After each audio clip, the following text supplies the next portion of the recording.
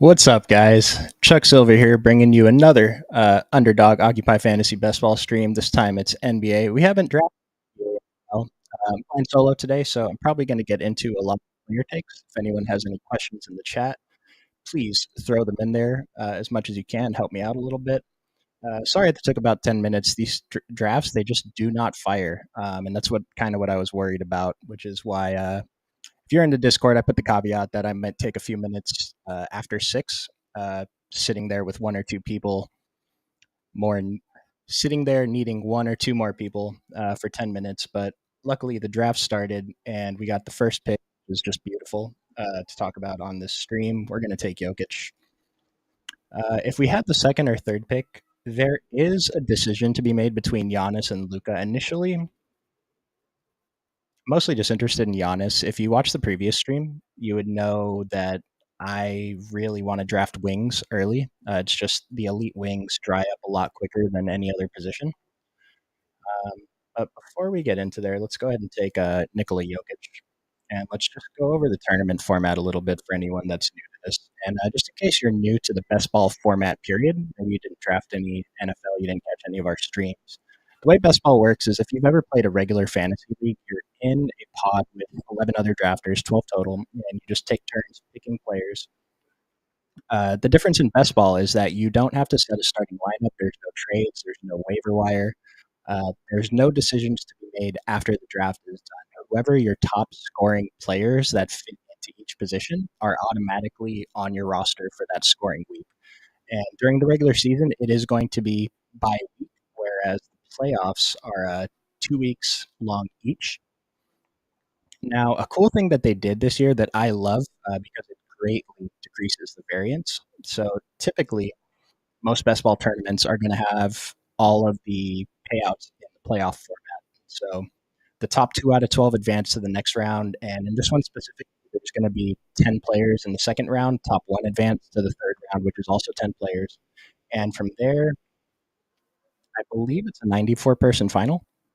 Um, and so it's really all we care about in regular in most best ball tournaments. But here, you'll see the first place for the playoff format is 10,000, while the regular season prize is 75,000, and that's just going to be the score from the regular season, which is awesome because it decreases the variance. And if you're a skilled drafter, then this is much better. This is much better for us because there's just we don't have to worry as much about maybe two of your top three players or one of your top three players is sitting out in playoff weeks when it gets towards the end of the season. So we don't really have to worry about that. But with most of the prizes being in the regular season, I do not care about the playoff weeks at all. If we happen to make the playoffs and do well in the finals, that's awesome. But uh, it's just not a priority here. So 75K for first, and this is actually a pretty decent payout structure. I mean, 10th is only 1,000, but still getting decent payouts even if we don't win first place. The roster format is 2 guards, 2 wings, a big, and a flex, and then we get 10 players on the bench. And if you play regular DFS for NBA, then you should be familiar with the scoring format. There's no kind of double double bonuses, triple double bonuses, nothing like that. And so just 1 point for every point scored, three for each for blocks and steals, -1 for a turnover. Assists are 1.5 and rebounds are 1.2. And so I mentioned we really want to hammer wings early. And the reason is because once it gets past a certain point, the wings really start to dry up. I think it's probably around this Kyle Kuzma, maybe Franz Wagner. We saw him do very well in the FIBA game. He takes a bit of a leap this year. I'm not sure about this ADP. It seems a little bit high, but again, there's just not that many quality wings drafted, and so I strongly prefer taking two very good wings early, and then it's kind of a dead zone for me. Like I don't mind taking shots on Chris Middleton. He missed a lot of last season with injury and could end up being a pretty good value. OG Anunoby with no Fred Van Vliet there. He was one of my mid-round targets at this position last season, and so he's going to be one this season. But I mean, you can kind of see here, this is not, these aren't guys that we really want to depend on. They're more just guys to fill in on certain weeks, maybe if our top two wings get hurt, something like that. But then once we get down to Cam Johnson, John Collins, PJ Washington, Denny Avdia. These are some guys that I don't mind taking some shots on. Trey Murphy was one until I think he hurt his meniscus. Yeah, he underwent surgery, and so he's only going to miss a little bit. Normally, we wouldn't care in regular playoff formats, but because this is most of the prize pool goes to regular season scoring, we care a lot about these players missing a few weeks. And you can just kind of see there's really not that many players we're interested in here. Whereas if we look at guards, obviously guards at the top are going to look awesome, but there's still some players in here like Jalen Green with the KPJ news. It's just he was already going to start. His usage is already sky high, but without KPJ next to him, sorry, on the Houston Rockets, Jalen Green's probably going to look awesome this season. CJ McCollum, even further down a little bit, Spencer Dinwiddie. I don't mind taking shots on Jaden Ivey, Terry Rozier, Ben Simmons. And so we can make up that guard production later where we're not going to be able to with wings. And the same kind of goes for bigs. We really want an elite big. I mean, Jokic, Embiid, Sabonis. I think this is probably closer to where Sabonis should go. His ADP is more over here, but he's the third most valuable big. I think that he should be a bona fide first round pick. Victor Wembanyama is someone I'm probably going to full fade this season. It's just the Spurs don't typically play players over 30 minutes a game, and with him being a rookie and just knowing what we know about how the Spurs operate, I imagine they're probably going to want to not take many risks with Wembanyama. They're not going to be competing for a championship, and so especially with the regular season scoring, I have a feeling he's going to sit out games, and even when he does play, he might not see those 30 minutes. Anthony Davis, obviously, he's awesome when he plays, but he misses a lot of games due to injury. I'm willing to take the risk. I think that this is probably a pretty good value getting him at pick 15 here. But then after that, the bigs dry up so quick. Jaren Jackson is going to be awesome. Cat, I think, is going a little bit too late at ADP 27. I think he's a great value. Bam, Mobley, maybe Vucevic. I'm going to fade Chet Holmgren for the same reasons I'm fading Wembanyama. And here, so I mentioned we want to take elite wings, so I'm just going to go with Julius Randle. If I didn't have Jokic, I would take Karl Anthony Towns, but there's not really much of a reason to double up on bigs early since there's only one flex spot. We're kind of just saying Karl Anthony Towns is going to fill our flex spot in every week, and it just kind of takes away some of the flexibility that we have uh, in constructing the rest of our roster, I guess. Like, what's the point of drafting the third, fourth, fifth guy if we're expecting Cat to fill in that flex most weeks? So Donovan Mitchell, um, Donovan Mitchell or Laurie Markkinen are going to be the top two picks here, but I'm going to go with Donovan Mitchell. So we have an elite player at each position, and kind of unlike NFL, we want a more balanced roster. If you watch our best ball streams, you know that we like to target the elite wide receivers early. The other hosts didn't like taking the running backs early as much as I did, but I did like taking at least one early running back, and we can kind of equate that to guard, where it's not quite like the running back position where if we take a late running back and the starter goes down, that guy's going to step into a role. Maybe he gets 15 to 20 carries. In the NBA, the production doesn't really translate one to one like that. But having these anchors at each position is very strong. We're expecting these guys to contribute to our roster scoring every single week. And so I don't mind taking Donovan Mitchell here. And Chris in the chat asking, who's the NBA version of Tank Dell this year? One of these Thompson brothers. Asar Thompson or Amon Thompson, I think. Asar Thompson flashed a lot during the summer league. Amon Thompson's very good too. They're twins. Uh, but something about Amon Thompson, I know he's going about that 23 picks later. With this KPJ news, and if you didn't hear, KPJ did a very bad thing. I think it's pretty unlikely that he plays for the Rockets. I don't really think he should actually ever step on an NBA court again if the allegations are true. But we don't know yet. We'll see what the NBA finds in their investigation. But if we get some confirmation that KPJ is not going to play for the Rockets, they did pick up Fred VanVleet, and I mentioned Jalen Green is already there, but Amon Thompson could be a pretty good value. Cam Whitmore is the other rookie on Houston we're going to be interested in, and it's nice because he's listed at the wing position, so that could give us a little bit of a late round wing flyer, I guess. But let's talk about some of these players. And so You guys can see this draft is already going kind of quick. Um, but Giannis, Luca, Jokic, these are very clearly the top three picks for a while.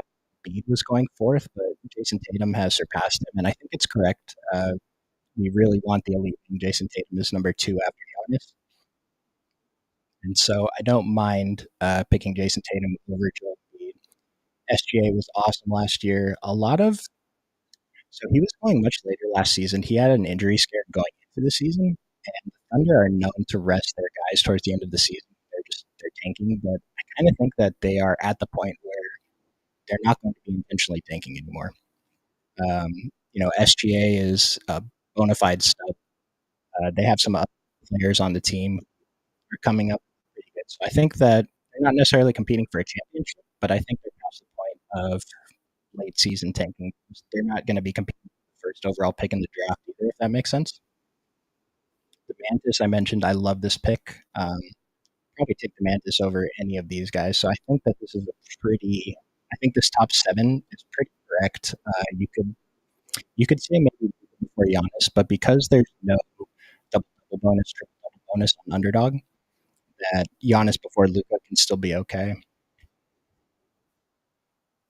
Just going down the list here, Anthony Edwards, the Mellow Ball, Tyrese Halliburton, these all seem great to me. Pascal Siakam going at pick 13.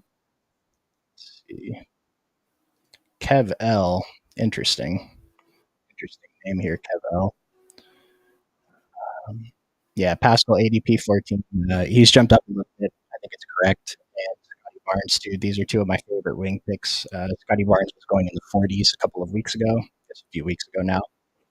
But he's moved up in the rankings, and so we do like Scotty Barnes and Pascal. Just pretty much everyone on Toronto. We're probably going to be targeting Fred VanVleet as a usage monster, and now with him gone, it just kind of raises the floor for these other Toronto guys. Trey Young, Devin Booker, they both look awesome. Mikal Bridges, we saw his usage skyrocket when he was on the Nets last year. If Ben Simmons is healthy and good to go, that's going to cut into Mikal Bridges' usage a bit, but not really too worried about that. We're still going to be drafting Mikal very heavily. Damian Lillard, there is some. I guess we're just not really sure what Portland's going to do with who he's going to play with. He said he only wants to play for the Heat or Portland. Um, his agent has alluded that if he's traded to another team, he's just not going to report, which I think is kind of ridiculous. But I think at 19 seems like a really good value.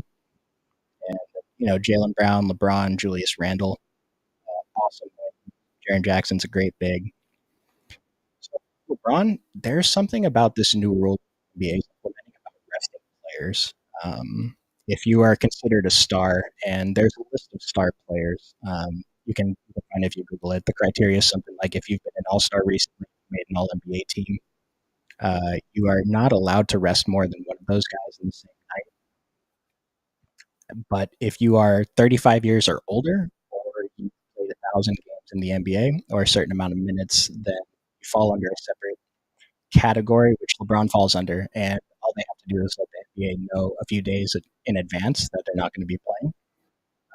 And so, I mean, 22 for LeBron James is pretty great. It's something like because the scoring is per week, it really hurts if a player is sitting like every other game. Like, let's say LeBron has 4 games in a week and he only ends up playing 3 of them most of the time. That hurts us way more than if LeBron just misses 2 weeks straight because if he just misses 2 weeks straight, I mean, that's fine. That's why we're drafting so many players on our bench. We have someone else to fill in. But if he's missing like every other game, that just his ceiling per week is just it's so low. His floor is just so low, and so it's a little bit scary. But we'll have to see what they do. But I still think LeBron at 22. We're on the clock here. So I feel like I'm drafting Brandon Ingram so much, and he's not my favorite guy. Uh, he has missed a lot of time because of injuries, but I don't really care that much. If he ends up not missing time because of injuries, then getting Brandon Ingram at pick 48 is going to be just a huge bargain. So we're going to go ahead and take him. We locked up our two elite wings, which is what I and again, if I didn't have Jokic, I'd probably go for Vucevic here. Since I don't really agree with these wings, I'm just going to go with Jordan Poole. Just got traded to Washington, and he's probably just going to take 20 plus shots a game. It's really just him and Kyle Kuzma over there. Maybe obvious steps up a little bit, but Jordan Poole is just going to be awesome for fantasy this year. I imagine we're going to be playing him a lot in regular DFS as well. And so taking, I love where did Kuzma go? Yeah, Kuzma went 45, which I think this is probably correct. Uh, he's a wing who is likely to average 40 fantasy points. Maybe that's a little bit high, but if he gives us those weeks where he averages more than 40 for the week, then we're going to be feeling pretty good about that. I mentioned I'm going to be fading Chet Holmgren like I'm fading Wembanyama. Now, pick 41 is a lot better than pick 14, but Chet Holmgren missed his entire rookie season because of a Liz Frank injury. It's like a broken bone in your foot. And so I imagine the Thunder are going to take it easy on him. He's going to be missing games. And even when he does play games, he's probably not going to get those full minute run that we want. So Chet Holmgren for me, I'm out. I'd much rather have Vucevic. Sengun looked awesome last season. Another big I'll be targeting. Basically, really just want at least one of these bigs that were drafted so far on your team. Not Wembanyama, not Holmgren. DeMar seems to be going a little bit late, and I don't want to say he's not a flashy player. He's not the sexiest pick, I guess, but at pick 43 for a wing who's just he's going to have all the usage on his team. He puts up awesome fantasy scores. This is probably a little bit too late compared to Zach LaVine, especially because DeMar is a wing and Zach LaVine's a guard. We're going to be very interested in DeMar DeRozan. John Morant at 42. He's suspended for 1/4 or 1/5 of the season, like 20 or 25 games. And so with the regular season scoring, that's really going to hurt. But because he's going in the fourth round,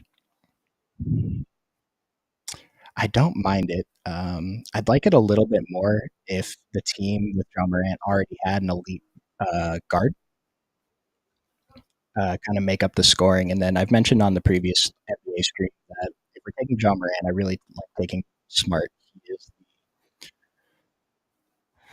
He's probably going to be the starting point guard for the Memphis Grizzlies while John Morant's out. We saw him capable of putting up good fantasy scores, and I mean his usage is pretty good. He's going to be playing next to Desmond Bain. And Jackson's going to be the other player on Memphis. And so if you're drafting John Morant, I think you should probably be taking Marcus Smart as well. We saw Desmond Bain go at pick 47. Desmond Bain's going to be a fine pick. I mean, he puts up fantasy scores, so that seems great. Paul George at 46. Now this, I'm not sure about this. Let me see what his ADP is. Because with Paul George, the fear is that he just misses a lot of games. He's going at ADP 41. Where's Kawhi Leonard? Kawhi Leonard at pick 40. So these guys are going to look like bargains if they end up playing most games. But again, um, especially with Kawhi, we know that he's likely to rest some games. And so if he's missing a game every 2 weeks, that really hurts us versus just sitting out for 2 weeks and playing all the other games. Darius Garland, great guard pick. So one of the things, like, what's the Darius Garland and Jalen Brunson? Now, Jalen Brunson's probably going to average slightly more fantasy points, but I don't think there's that large of a difference. And have players. I'd rather have the more elite wing, the earlier wing, and pair him with Darius Garland than take Jalen Brunson and pair him with one of the wings down here. Because if you don't have a wing, two solid wings by now, then you're probably trying to play catch up. It just this isn't really a we can't really make it up by like we can't just draft 6, 7, 8 wings and try to make up the production from an elite wing because it's just that's not how it is in the NBA. In the NFL, anyone can catch 50-yard touchdown or go off in one single game, and that contributes to your score for the week. We don't care if they score 0 in the other weeks. But the NBA, it's just different. You're not really going to have a bench guy ever outscore the starter over a scoring week or multiple weeks. And so the NBA is much more about floor than it is about ceiling when you're comparing it to the NFL. And we see Franz Wagner go at 58. It's probably fine. I mean, I'm willing to take the shots there. Like I said, he looked like he took a leap during FIBA. He's going to be playing next to Paolo Banchero, but or know haven't been great for a while, but they're probably going to be awesome for fantasy scoring. Jabari Smith Jr. is another wing, mid-round wing that I like taking shots on. I think he looked awesome last year, even though he's going to be playing next to Sengun. He's going to be playing next to high usage players like Jalen Green. KPJ is not there anymore, but Fred Van Vliet is filling in now. And Fred Van Vliet at 60, I'm a little surprised that his ADP isn't jumping up due to the KPJ news. This is a pretty good start for Kevel, by the way.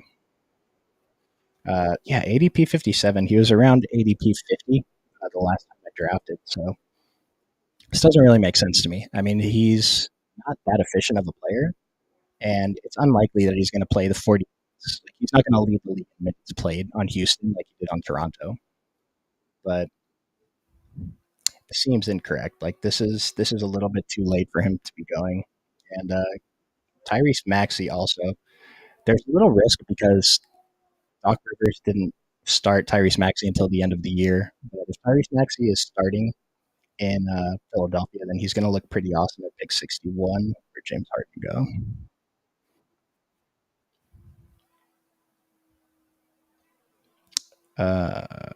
Okay, James Harden went 33. There's a couple drafts. I've seen a couple screenshots where James Harden goes in the 40s, and that's for sure incorrect. I know that I'm not 100% sure what's going to happen with James Harden. He's probably going to suit up for Philadelphia, but I mean, it's James Harden. He's going to put up monster fantasy scores no matter who's next to him. And so he's a player that we're going to like getting to. Excuse me. And just a little note here Jamal Murray does not fit under that star category when we're talking about that new resting rule, which he's been out for like a year and a half, so I get it. But they might be resting him more. I'm not sure, but he's really awesome towards the end of the year. If we know that Jamal Murray is going to be playing most games, it's probably a little bit too late for him to go. And Kevel's actually in the chat. What's up, Kevel? Thought process behind taking Jokic over Luca. Jokic is just very, very, very clearly the number one pick. He has the biggest advantage at his position of any position, and especially since it's the big, we're going to be very, very interested in Jokic. And you can see ADP 1.1, kind of like Justin Jefferson in NFL. There's really no reason to take anyone else at the number one pick. I've been hyping up Jalen Green on Houston. Luckily, we get him exactly at ADP. We're going to go ahead and take him here. This one's a little more difficult because I'm not quite sure what I want to do here. I do like having a second big, but Jokic doesn't really miss time. I mean, injuries can happen to anyone, but I think it's kind of a waste to take a big again this early. But I don't love anyone else here. I might just go with CJ McCollum. I prefer to take a wing here, but in terms of expected production, like I mentioned, this is kind of the wing dead zone. We're just going to go ahead and take CJ McCollum. Because the thing is, I usually like taking some late round guards rather than late round wings. There's a few guys like Keontae George on Utah could be awesome. If Utah's bad towards the end of the season, maybe they throw him in. He gets some of that starting run, which is stronger in the when we care about the playoff format more. But because first place in the playoff format is only $10,000 and first place for regular season is 75, it just doesn't matter as much here. And so this isn't my typical build, but just due to the players available, I guess that's the route that we're going here. Quentin Grimes. Where's my other late round? Emmanuel Quickly, two of my favorite late round guards. Whereas with wings, I don't really have favorite late round wings, and so we'll get there, I guess, when it gets later in the draft. Russell Westbrook could end up being a monster pick, but again, with these new resting rules, maybe Kawhi and Paul George don't rest that much. And not allowed to rest more than one star player in a night. So maybe just trade off resting days, Paul George and Kawhi Leonard. But either way, if one of them is out and Russell Westbrook is the primary ball handler, which he will be, this is going to be an absolute bargain at pick 76 for Russell Westbrook. Tyler Harrow going at pick 75. It's probably a little bit too late, honestly, also. If we know that Damian Lillard is not going to Miami and Miami's team is going to be largely the same, then Tyler Harrow at pick 75 is going to be a pretty good bargain as well. Anthony Simons at 71. I kind of like this because even if Damian Lillard is there, we saw Anthony Simons put up some pretty good fantasy scores next to him. He's a streaky player. He's probably got to hit threes to get there. But in the event Damian Lillard is not on Portland, Anthony Simons is going to be the man there. And he's going to smash this ADP here. Some players I don't like, Keegan Murray. I have like he played 40 minutes a game. He played 40 minutes a game towards the end of the season. And it's just his production to me is too low. Playing next to De'Aaron Fox and Demantis Sabonis, even if those are out, he doesn't strike me as the type of player who's just going to start taking over games. And so Keegan Murray is a player I'm probably completely out on at ADP. Kind of same thing with Andrew Wiggins. He's playing next to Steph, Klay Thompson, Draymond. Chris Paul's there. Not that Chris Paul's going to take away from Andrew Wiggins' production much, but it's just it's tough for me to want to get to Andrew Wiggins. Keldon Johnson, again, I thought he was going to take the leap last year, but the Spurs just don't want to play guys over 30 minutes, and so it's tough to want to get to Keldon Johnson. Miles Bridges, this is probably going to end up being a bargain. He was top 10 last time he played in the NBA, then he got in trouble because he also did a bad thing. If he plays and he can return back to form, then this is going to be a pretty good bargain for Miles Bridges at ADP. MPJ, another streaky player, which is fine. He can put up monster games, but we haven't really seen him string together a lot of monster games in a row. And so, it's going to be tough. But with KD and Kawhi, if MPJ can fill in for some of those weeks when maybe Kawhi misses a game or two, then it's pretty strong. It's going to be a pretty strong wing rotation. Though. Austin Reeves at 82. I'm a Laker fan. If you've been watching the streams, you know that I love it. I think Austin Reeves is an awesome player. I'm not sure about this. Let's see who he's going over. I feel like I'd rather have Spencer Dinwiddie, Derek White, assuming Derek is going to be the starting point guard for Boston this next season. Marcus Smart's gone. Yeah, I'm not sure. That ADP is probably okay for Austin Reeves. Jakob Poeltl, one of my favorite late round bigs. If you don't end up with one of the top 5 or 6 bigs, then was awesome as a second big. Like I was going to say, if this guy didn't take Victor Wembanyama, but he just had Rudy Gobert and Jakob Poeltl, that's a pretty strong big rotation. I think Rudy Gobert is going a little bit too late. I mentioned I love Cat at pick 28, but I guess we'll see. We'll see how that turns out. Rudy Gobert's production just tanked when he was in Minnesota, even when Karl Anthony Towns was not in. And so, if Cat is not injured this year, he plays the whole season. It's just hard for me to see Rudy Gobert getting there. But at pick 62, we're definitely going to be very interested in there. Claxton and Jared Allen.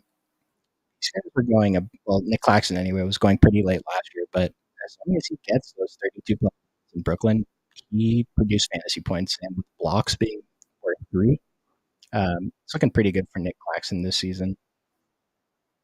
Jalen Duren, it's pretty good. I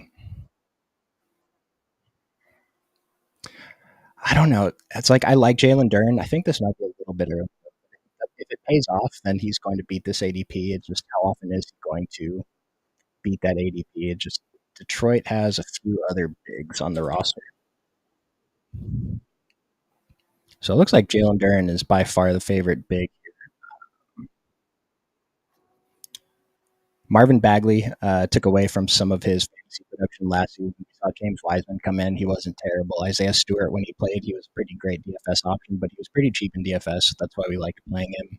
But if Jalen Duren takes a leap and is the clear starter in Detroit, then that's going to be a pretty good pick. RJ Barrett is someone who I really have trouble getting to, especially with Jalen Brunson in. His usage is just, he's very scoring dependent, which isn't a terrible thing, but I don't know. I might have a tough time getting to RJ Barrett this season, but like I said, the wings are just not that strong anymore. And so if RJ Barrett, maybe someone's out, he puts up a few 30-point games in a row for a week, contributes to your wing scoring, then that's going to be awesome. D'Angelo, it's probably going to be a bargain. If he ends up, for some reason, being the starter by the end of the season, then this is going to look great, starting for the Los Angeles Lakers. Even off the bench. So off the bench, I'm not sure what his value is because he's likely to play more than 30 minutes. We really want players who are going to play 30 minutes.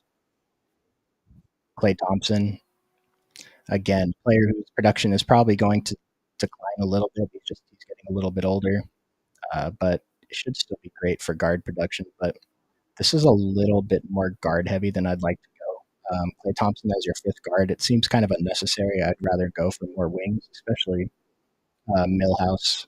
Um, Not to like bag on you or anything, but I would prefer to have a couple other wings by this point. Just even if you draft 4 or 5 wings down here, it's not like taking 4 or 5 late running backs or late wide receivers in the NFL, where hopefully they just go off a week or two.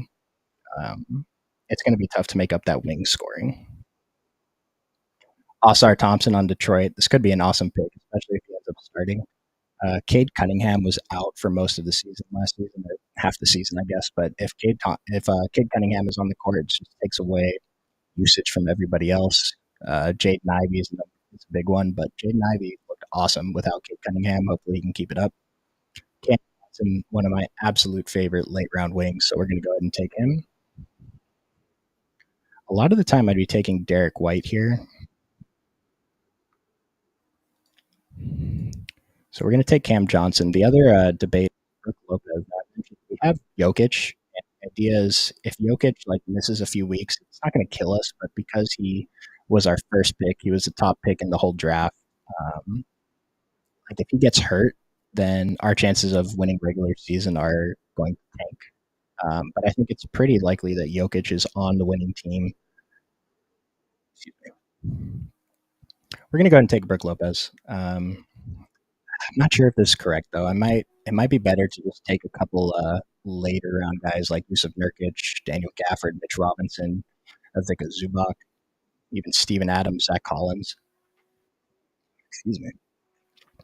I would have taken Derek White, but I already have 4 pretty good guards, and like I said, I want to use my late round picks on some of these guard flyers. So don't feel the need to go to Derek White yet. Considered John Collins. We don't know what his role is going to be on Utah, but if they end up starting Laurie Markkinen at the 3, John Collins at the 4, and Walker Kessler at the 5, then John Collins could have a pretty good fantasy season for going around pick 100. So that would be a pretty good player to take around there. Mark Williams, kind of the same thing. If he ends up starting for Charlotte, he's going to look awesome. He looked great when he did get the opportunity last year, but again, he didn't really play 30 minutes a game ever. And so if he somehow can just be on the court for maybe 28 minutes, it's not a terrible backup big to have. And Brook Lopez, we've seen him go off sometimes. Maybe he can fill in that flex week on some of the weeks. He doesn't have to just fill in for the big when Jokic goes down to contribute to this team. There's a guy here, Terry Rozier. I think this is an awesome late round pick. At 99, this is way too late. Terry played. His usage is still high enough. He's still getting minutes. We know he likes to shoot, and he's a little more scoring dependent. But at pick 99, I don't mind it at all. You know, this team is a pretty good construction. Luka at number 1 with his first pick. We got 3 awesome wings. We have Vucevic, who is close to that elite tier of bigs, at least in terms of fantasy scoring. And then just taking shots on 4 straight guards to be the 1 guard next to Luka. It's a pretty good roster construction, so I like that a lot here. Maxwell's doing. Yep, Marcus Smart, I mentioned his value is going to be higher for the first few weeks of the season with John Morant's out, but he should still be. I actually don't know if he's going to end up starting because you could they'll slide Desmond Bain down to the 3, but I don't know that Desmond Bain can really guard small forwards in this league. That might be a little tough. So if Marcus Smart's coming off the bench, then it hurts us a little bit. But I mentioned I really like drafting Marcus Smart if we have John Morant, just to kind of make for that early season scoring. Derek White, we love. Draymond Green, he's probably one of the wings I'm comfortable with. I'm not sure if it might just be name recognition. If it wasn't Draymond Green, if it was another player in his position, I'm not sure I'd be that interested in him. We have seen him decline pretty hard in terms of fantasy production. But if he fills in for a couple of weeks, that's going to be fine. So it's kind of like, in NFL, we expect our 9th round pick to contribute at some point during the season. But in NBA, like most of my production should come from these top 6 here. Jokic, assuming he's healthy, is going to be in the big spot every single week. Brook Lopez is never going to score more every week. than Nikola Jokic. Maybe if Brook has like 5 games in a week, has three, and has a bad game or two in there, maybe Brook Lopez slides in there, but it's not really going to add that many points. Then we have Julius, Donovan, Bi, Jordan Poole, Jalen Green, so you can call them can trade off. Like I'm pretty comfortable with this start here, and so just the first 6 rounds in NBA are so much more important than the first 6 rounds in NFL. We talk about in NFL, like if you can get 1 week of production out of your late round guys, they're probably a good pick. Where in NBA, if you drafted your first few rounds well, and if you can avoid the injury bug, these guys don't get hurt at all, which is pretty unlikely, but it's unlikely that the late round picks are going to contribute. And so that's why I mentioned guys like Quentin Grimes, Emmanuel Quickly, guys who can step into a role who have shown us that ceiling, especially Emmanuel Quickly. Let's see. Christian Wood signed with the Lakers. What's his ADP? Let's see. Um, Christian Wood, ADP 118. He went at 105. So his ADP was much higher than this before, but it should be climbing. He's likely to come off the bench, but he's the type of player who can really go off. And we know that Anthony Davis is probably not going to play every game. And so if Christian Wood fills in for Anthony Davis over a few weeks of the season, then he's a very good fantasy producer. So it's probably going to end up being a pretty good round pick. Wendell Carter at 106. Last year he was going much higher than this, and I was not interested in him at all. But at pick 106, I mean, he's the clear best big man on Orlando. And so if he ends up starting for the entire season, this is probably a pretty good, yeah, especially with Anthony Davis there. If he misses a couple weeks, you have Claxton or Wendell Carter that can fill in for him. It's pretty good. Clint Capella, kind of same thing. He's not really going to play 30 minutes for the Hawks. They have Onyeka Okongwu, who they really like playing. So this is kind of like a big by committee over in Atlanta. But in the event that Okongwu goes down, then maybe Clint Capella gets 2 minutes a game. Man, he's going to look pretty good at 32 minutes. Josh Hart. Not sure how I feel about Josh Hart, but if he's going to be on the court. The problem is with the guys he plays next to, Jalen Brunson, RJ Barrett, Julius Randle. It just his usage is low. Josh Hart is on the court to play defense, maybe hit some open threes. Be a hustle player, get some awesome rebounds. Like he's an awesome player for real life, but for fantasy, Josh Hart is not my favorite. Chris Paul though on Golden State could go either way. In the event that Steph Curry misses some games, Chris Paul's going to step into a starting role, and for those weeks, he's probably going to be pretty valuable. But I've seen reports that initially people thought he was going to come off the bench. Now people think he's going to start. I have no idea. We're not really going to know. I don't even know if we're going to know in preseason because preseason in NBA actually starts October 5th. It's coming up pretty soon. 3 weeks. Very excited for it. But we're not going to get as much information from NBA preseason as we do from NFL preseason. So I don't know. We'll have to see closer to the season what Steve Kerr says about that. Ben Simmons, a guy who I am going to take shots on because if he plays, he's going to smash this ADP. Amin Thompson's another guy I'm very interested in, but I don't really want to take 2 wings or 2 guards right now. Sorry. We're going to go ahead and take Ben Simmons. And I mentioned Denny Avdia is a wing that I really.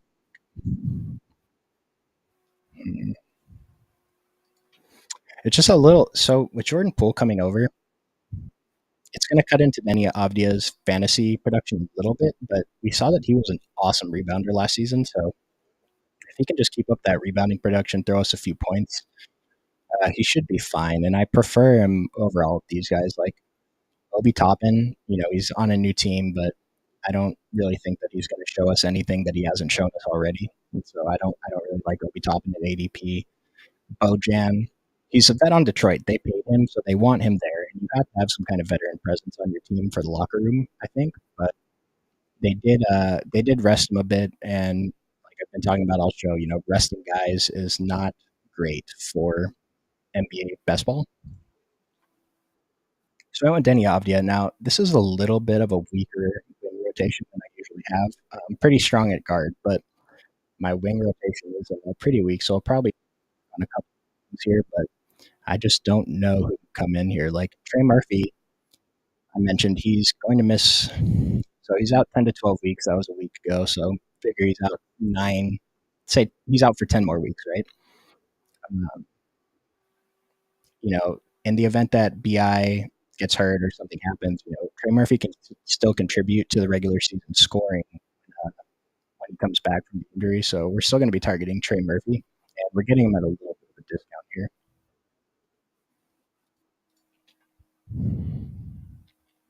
This is one I don't really understand. Jaden McDaniels, like he's a great player to have, great role player, but for fantasy production, he's not a player that I'm going to be interested in. But like I've been saying, like none of these wings are anyone that I'm very interested in.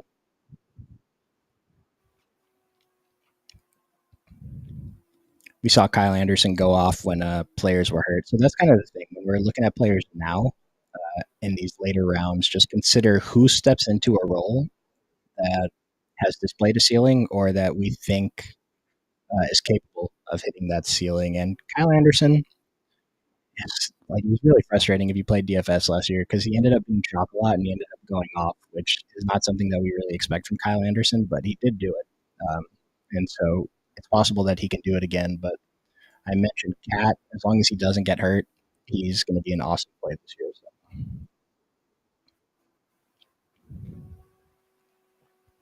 Trey Jones, I don't mind this at this ADP. I think Devin Bassett goes around pick 100. Yeah, pick 94. Again, the thing with the Spurs, I don't think a single player averaged 30 minutes last year. Maybe Keldon averaged exactly 30. But if players are not going to play more than 30 minutes, it's just really hard for them to hit a ceiling of any kind. Markel Fultz, I think this is the first time that Markel Fultz is fully healthy going into a season. He's going to have the full training camp, full preseason, whatever. And so this could end up being a pretty good bargain at pick 128. Cole Anthony is the other point guard that he was kind of splitting time with, but Markel Fultz has displayed a ceiling, put up some monster scores. One of my favorite guys to target in DFS because he doesn't do it that often, but when he does, you're going to win tournaments. He won me a couple tournaments this past season. Dennis Schroeder in Toronto. He's not necessarily going to just walk into that Fred VanVleet role, but we know that is Nick Nurse still there?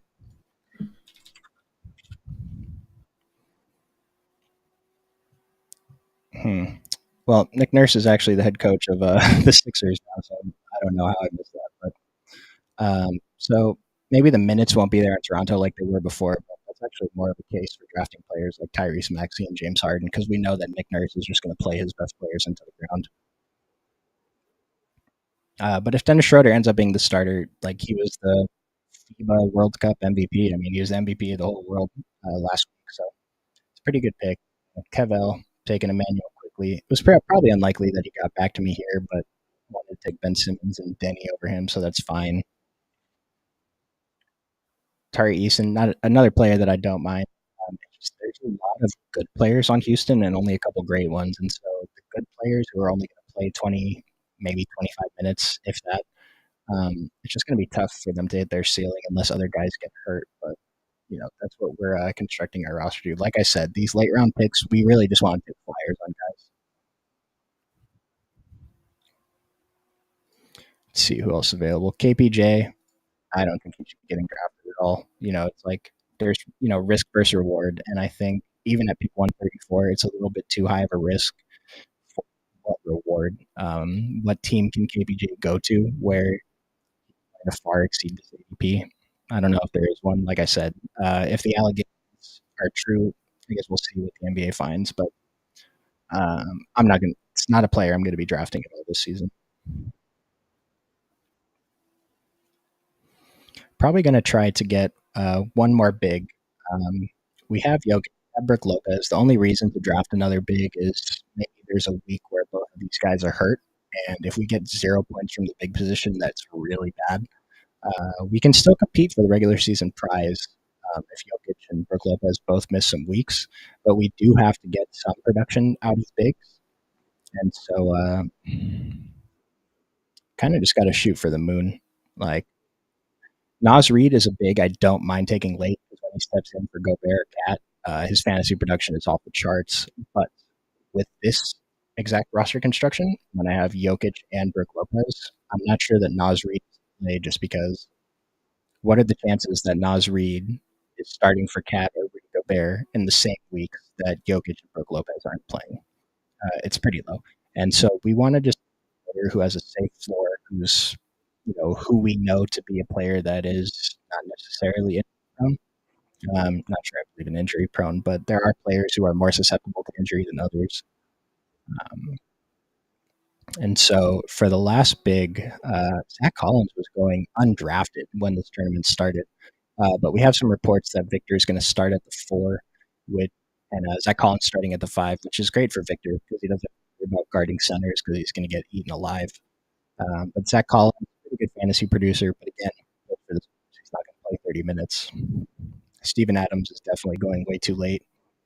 Um, and you could say, like, if we're only drafting this big in the event that Nikola Jokic goes down, why don't we just draft Nikola Jokic's backup?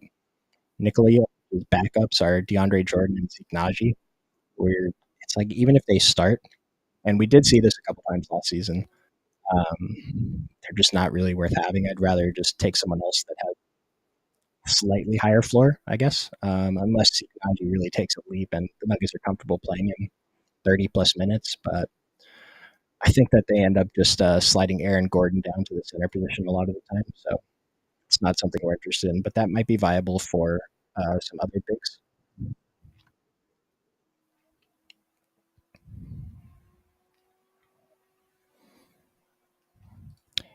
So another thing, like there's guards I'm interested in here. I don't mind taking Gary Trent, like Malcolm Brogdon, Kevin Werder's fine, Keontae George, Norman Powell.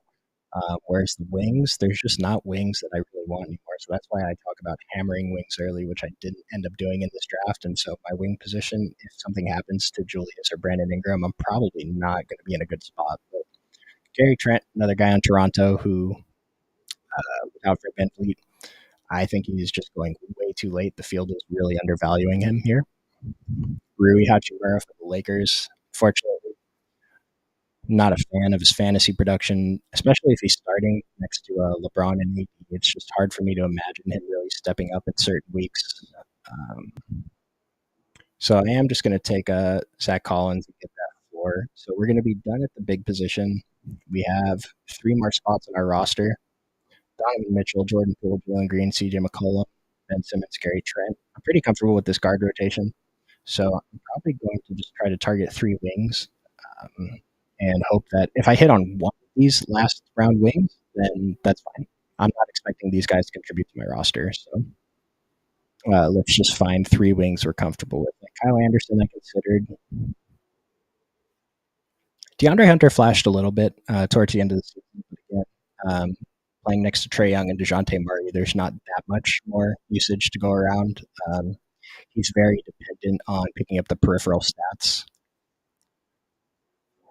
Let's see who else we can get. I feel like I'm drafting Kelly Oubre way too much, but if he signs with the team and he ends up, even if he's coming off the bench, like in the event that he gets the opportunity to start for pretty much any team where he can just put up shots, he can have those spike weeks where not a lot of players can. I might take a shot on Nikola Jovic. He was a player I took shots on last season, but he ended up being hurt most of the season. So the thesis still stands on Nikola Jovic. If he ends up playing, he's going to be good. He has to play. Yeah, this is pretty ugly down here. We're gonna have to make some decisions. Corey Kispert, he started and he played a lot of minutes. We're gonna have to see how that goes. I already have Denny Avdia. I don't mind on players from the same team. It's not a big deal, especially at this point. Doesn't really matter. Let's say Denny goes down and Corey Kispert ends up being the man at the small forward position, and that's pretty good. At least we lock up those minutes at one position for one team, even if they're not going to be that valuable of minutes. And then from the undrafted guys, it's just, I mean, Marvin Bagley, maybe we have some interest in the event that Jalen Duren, Isaiah Stewart go down. Marvin Bagley's a pretty good fantasy producer. Excuse me, sorry. Much better fantasy producer than he is a real life basketball player. But we might take some shots there. And then the other thing is just thinking about what I was talking about earlier. Which of these players can step into a role if their team decides they're going to take out the rest of the season? I'm not seeing much. Hmm.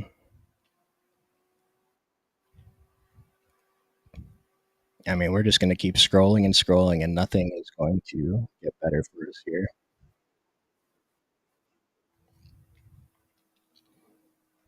I haven't even heard of these guys right here. These are not real players, so don't draft them. uh, yeah, we're just going to have to make decisions here. I mentioned Cam Whitmore from Houston. He fell in the draft, but as a prospect, he's pretty like he was more regarded than a lot of other players. He should have went earlier than he did. I was kind of hoping the Lakers were going to draft him, but we didn't. And so I'm probably going to just try to get some combination of these guys to close this draft out. Herb Jones showed a little bit too, and with Trey Murphy out, maybe Herb Jones steps up, gives us a little bit more production. Lou Dort, awesome real life player to have on your team, but he's not the greatest for fantasy production. Player that we were somewhat interested in DFS because his price was cheap and he had to hit some threes, get steals, rebounds. So Lou Dort, maybe a player that we're going to be slightly interested in here. Let's see what Cavell did here. James Wiseman. Yep, don't hate it. James Wiseman and Jalen Duren. Yeah, I don't mind this at all. If one of them ends up being the man there, you're locking up the scoring from that position, and we're not losing too much. And either way, we have Evan Mobley, who's going to be our main big anyway, and Caleb Martin, who for some reason Miami does not want to include him in trades, but I don't understand that at all. Caleb Martin's a good player, awesome player to have on your team. But if you have the opportunity to get a star player, like Miami is competing for a championship, they almost did it this past season. They're probably drawing dead in the finals, but in the Eastern Conference, they did very well in the playoffs. So Caleb Martin, I don't know. He flashed. He flashed a lot towards the end of the season and in the playoffs, so it could be all right. So it was a little bit too late for Kyle Anderson. I think we're not expecting him to produce most of the season, but when he does start, he does produce. So. And Dylan Brooks, what did he shoot? Like 8 for 10 in against Team USA, dropped 39 points or something. Like it's just ridiculous. But I know what his role is going to be on Houston. And again, with KPJ not being there, it could be a little bit of a larger role than we're expecting. It's interesting, like the rookies going over Dylan Brooks, Amon Thompson. I guess Cam Whitmore is going after, but like Dylan Brooks and Cam Whitmore being pretty close in value in terms of ADP. I'm not sure this is correct. Dylan Brooks should probably be going a little bit higher. Um, even it just, especially over Tari Eason, because Dylan Brooks plays good defense. You know, he's a self-proclaimed best defensive player in the world, or whatever. That alone is going to keep him on the court, and just being on the court, you have the ability to produce fantasy points. That's one of the things that if you listen to my DFS advice, which we will have a lot of this season, we're going to be doing a lot more live streams versus the pre-recorded videos in the morning. So make sure to stay tuned for that. But it's just minutes. Like I'm going to preach minutes. That's the biggest advantage in DFS is figuring out where the minutes are incorrect on projections and just who's going to be on the court because you can't score fantasy points if you're not on the court.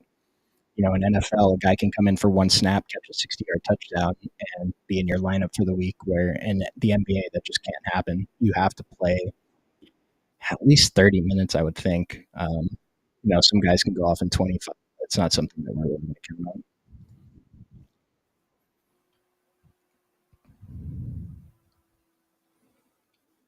Hmm. Nas Reed, where did Nas Reed go?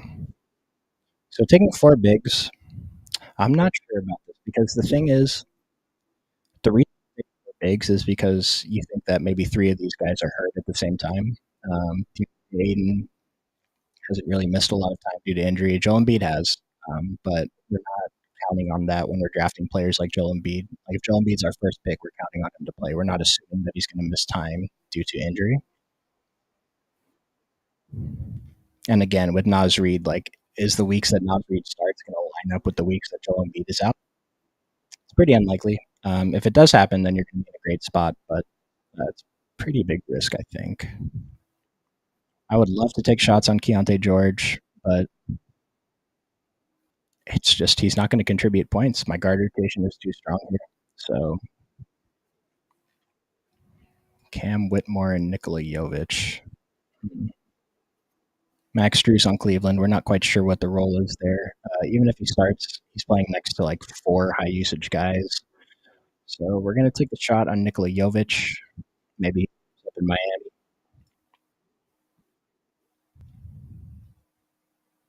It's Cam Whitmore or Kelly Oubre. I think that I need floor at the wing position since I'm not terribly comfortable with the guys that I already have. So I guess we'll go with Cam Whitmore. I'm looking at Brandon Clark and Santi Aldama a little bit. Santi looked pretty good towards the end of last season. He did okay in FIBA. But it's just like if you play DFS, what I'm trying to think about is which like who here is capable of averaging 30 points over a week, 30 fantasy points over a week, which is a very low bar. But with these late round picks, we really don't need much to want to draft these guys.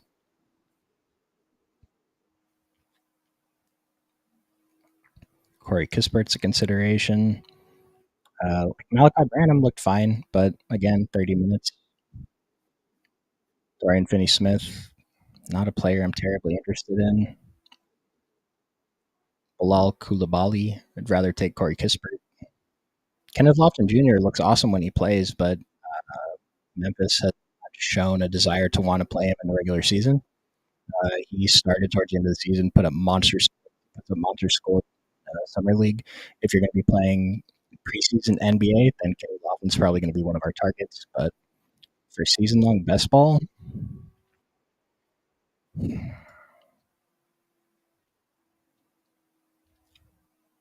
could be a. I mean, it could be a decent punt. It could be a decent punt play. I mean, whoever we draft here is very unlikely to contribute to our team anyway, so we probably just want to shoot for the moon. Might consider Kenny Lofton. So we're coming to the end of the draft. Just in case you have not played on Underdog before, if you sign up on Underdog using our promo code Occupy2, the number two, they will match your first deposit up to $100. You get $100 in site credit. That'll give you 10 double dribbles. You can enter some pick'ems. You can do some of the battle royales. You've seen us stream on this channel. Chris and I just did one last night. They're pretty fun. And Chris was mentioning in Discord this morning. He ripped another one today. That they're kind of addicting, and the drafts go so quick. They're fun because I think it's pretty easy to make a contrarian team where you can compete for first place, and you can kind of just draft whoever you want in the last couple of rounds. So I like that. But the battle royales for NBA are going to be a little bit different strategy. We'll get into that when the NBA season starts, but I'm pretty excited to get into those.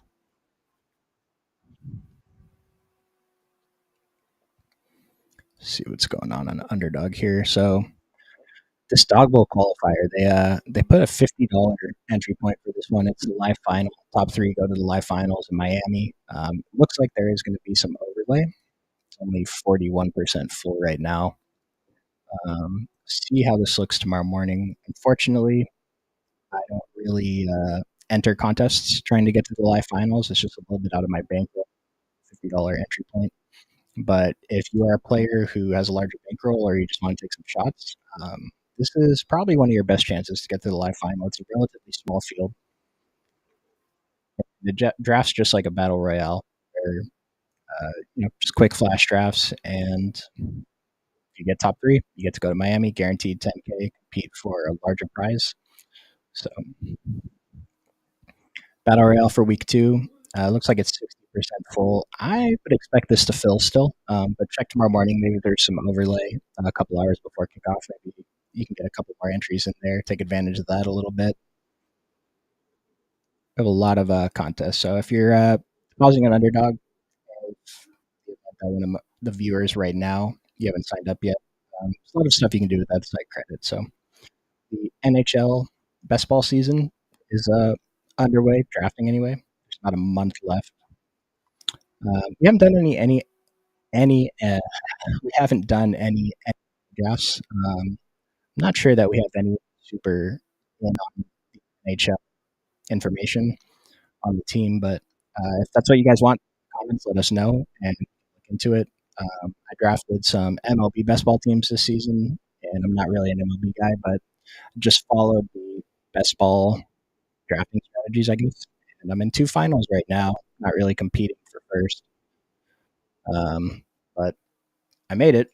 I think there's like 207 in there. I'm in 231 right now in the Dinger 100K, just drawing dead. The warm up was only a 70-person final, but I'm in 46 right now. I'm only 100 away from the guy in first, so I'm not drawing dead, but I don't really like my chances here. Going to need some strong games from some of these guys, so we'll see how that ends up going.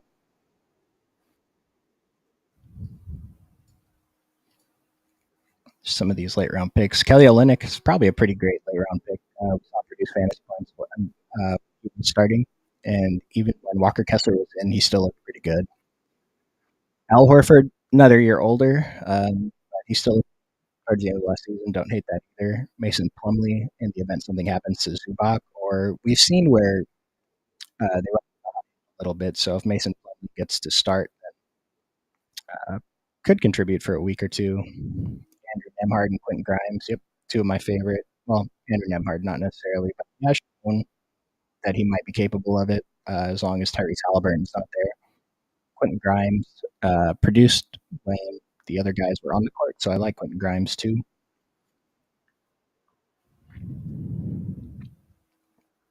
KCP on Denver, he's going to start and play 30 minutes, but his usage is so low. It's hard for me to think that he's going to contribute scoring over a scoring week.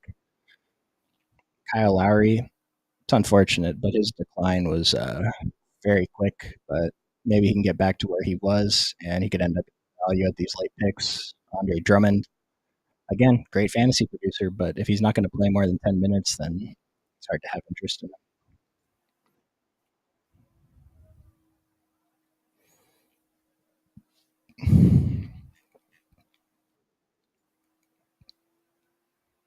I think I'm going to go with Marvin Bagley here as my last pick. Like, it doesn't really matter anyway. I can't imagine any of these guys are going to contribute to this team.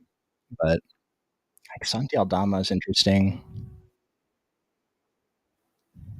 Probably just go with Marvin Bagley. Shoot for the moon. These other guys definitely have a well. Corey Kispert probably has a safer floor, but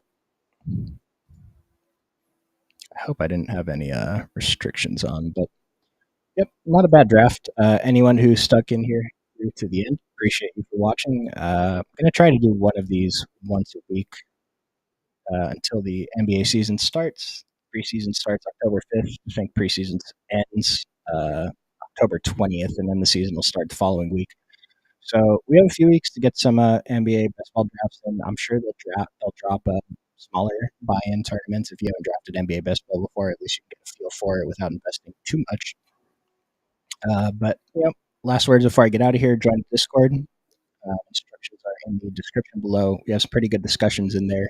If you're interested in our NFL content, our NFL content is booming right now. We have a lot going on in Discord, and we have some pretty good discussions every day. So join us in there.